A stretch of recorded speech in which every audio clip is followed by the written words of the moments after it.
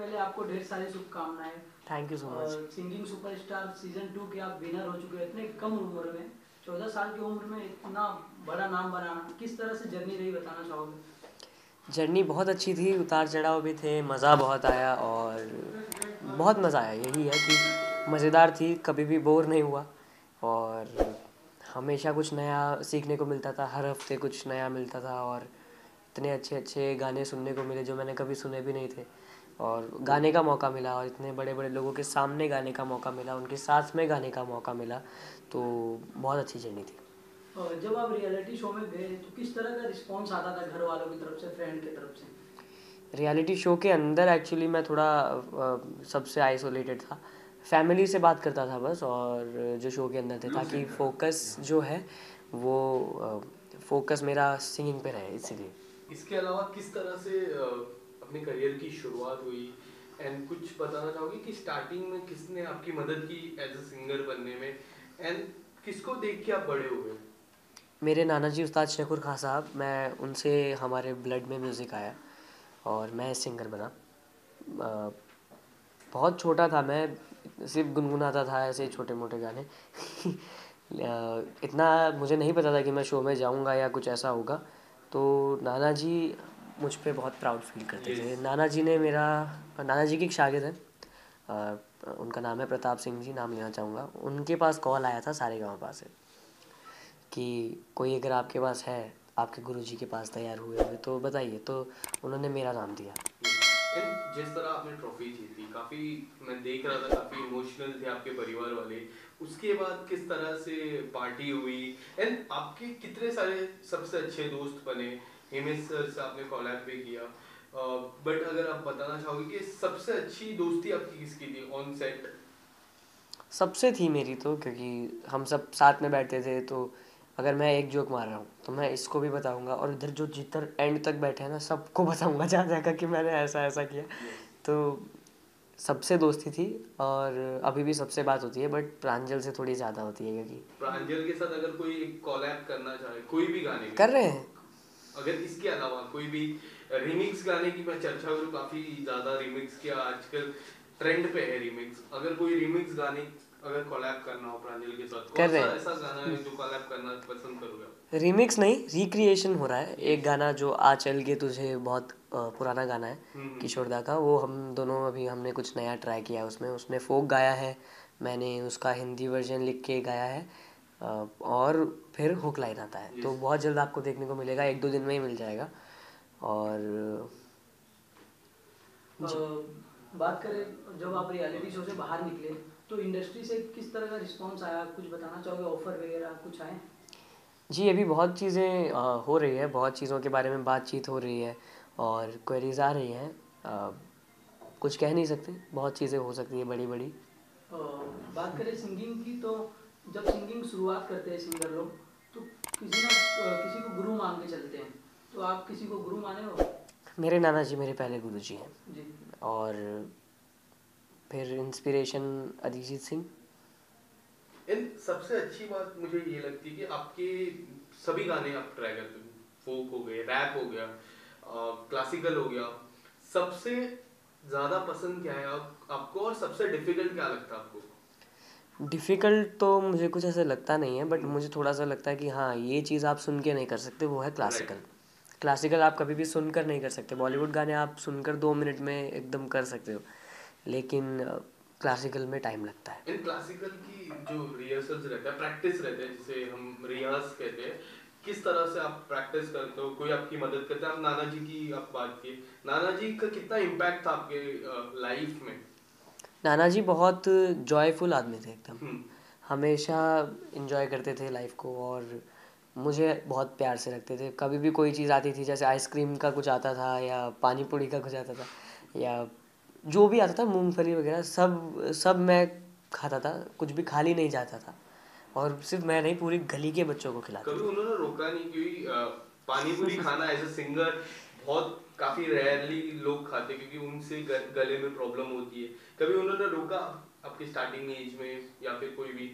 ये चीज़ मैं नाना जी से ही सीखा हूँ कि नाना जी भी सब खाते हैं उन्हीं से ये चीज़ आई है कि वो हमेशा कहते हैं कि शिरक नहीं करना कभी भी, यस। जो लोग सोचते हैं कि मेरा ये खाने से गला बैठेगा, तो वो बैठेगा, ऑफ कोर्स बैठेगा। आपने ब्रेन में माइंडसेट बना रखा है अपने ब्रेन में, तो बॉडी उस हिसाब से रिएक्ट करेगी। मैं सब खाता हूँ, मैं आइसक्रीम खाता हूँ, मैं ठंडा पानी पीता हूँ, मैं पानी पूरी खाता हूँ, जो है सब। और जो जितनी बुरी चीज़ें हैं वो मुझे अच्छे तरीके से मेरे लिए यूज़ होती है, और जो अच्छी चीज़ें हैं उनसे मेरा गला बैठ भी जाता है कभी कभी। एंड पवनदीप की मैं बात करूँ, उन काफी डिफरेंट जोन में गाते हैं, उनका जो सिंगिंग है उनसे कितना इंस्पायर होते हो आप? पवन भैया भी बहुत क्लोज है मेरे, Yes. बहुत अच्छे भैया हैं, और वो भी कंपोज करते हैं, मैं भी कंपोज करता हूँ, इंस्ट्रूमेंट्स बजाते हैं, मैं भी इंस्ट्रूमेंट्स बजाता हूँ, तो वैसे वाइब मैच करती है, तो हम लोग बैठते हैं तो बहुत देर तक म्यूज़िक की बातें करते एंड हैं। आपके कैप्टन की मैं बात करूँ, उनके बारे में क्या कहना चाहोगे? किस तरह से आप इंस्पायर, एंड उनकी जो जिस तरह उनका जो कोलैब होता है पवनदीप के साथ, काफी काफी लोगों को पसंद आता है। अब लोग चाहते हैं कि आप तीनों को कोलैब करो कोई गाने में, अगर कोई भी मौका मिला तो किस तरह से आप देखोगे उस सॉन्ग को? ये भी बहुत अच्छा सवाल है कि तीनों को करना होगा तो कैसे होगा। देखते हैं इसका भी कुछ, और अगर आप लोगों को देखना है ये बारे में तो आप लोग प्लीज़ अरुणिता दीदी, पवन भैया को भी ये चीज़ बोलिए।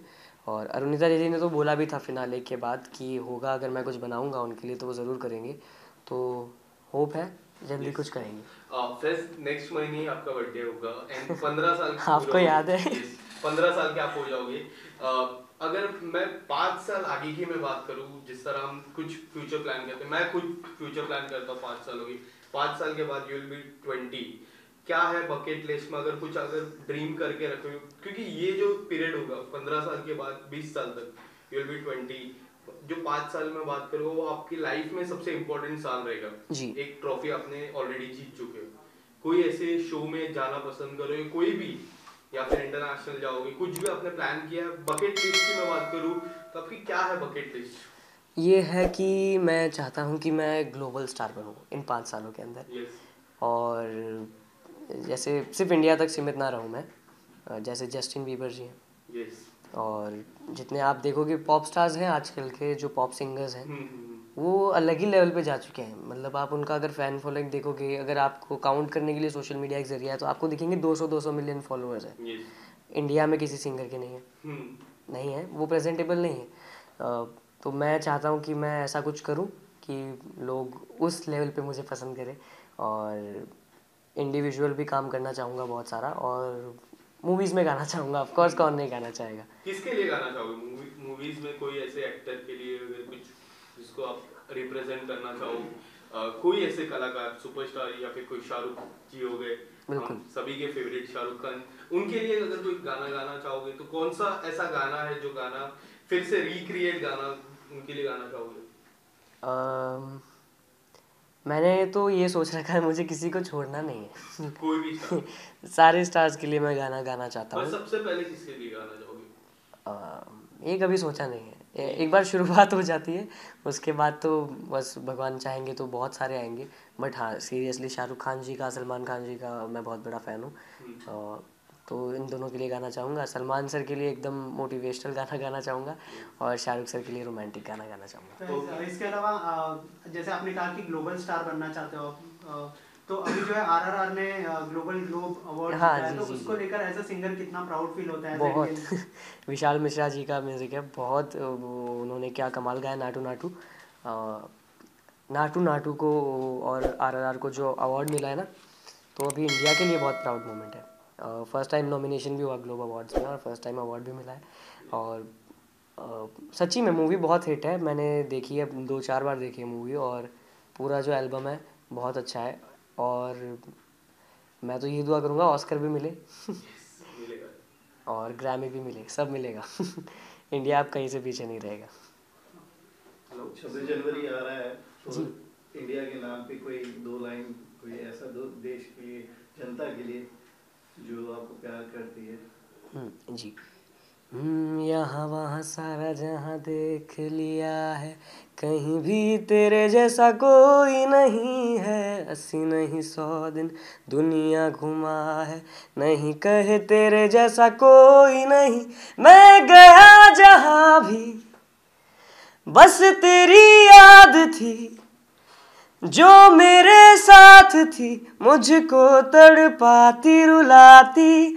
सबसे प्यारी तेरी सूरत प्यार है, बस तेरा प्यार ही। माँ तुझे सलाम, माँ तुझे सलाम, अम्मा तुझे सलाम, वंदे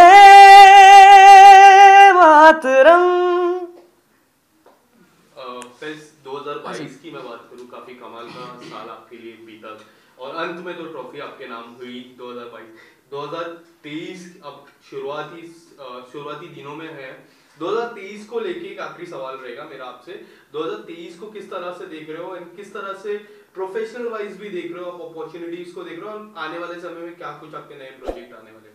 प्रोजेक्ट्स आप दुआ कीजिए, बहुत सारे आएंगे। और अभी तो 3 महीने हुए शो को ख़त्म हुए, तो अभी धीरे धीरे आएंगे जैसे आएंगे। और खुद से भी काम कर रहा हूँ, खुद पे बहुत काम करना है अभी। खुद को और बेहतर बनाना है, मेहनत करनी है और खुद के प्रोजेक्ट्स भी आप सभी को सुनाना है, क्योंकि मुझे पता है इंडिया की जनता जो है उनको बहुत पसंद है original songs. Yes, all the best fest. Thank you so much. साथ ही एक और गाना गुनगुना दो जो हिमेश सर भी है, तू जो मुझे ना मिली। रिसेंट सॉन्ग मेरा 12-13 दिन पहले आया था।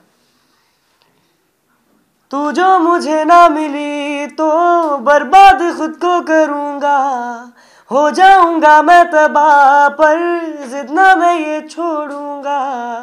तेरे बिना मैं जी ना सकूँगा, दर्द जुदाई सह ना सकूँगा। Thank you thank you so much. Thank you and all the best for your upcoming project. Thank you so much.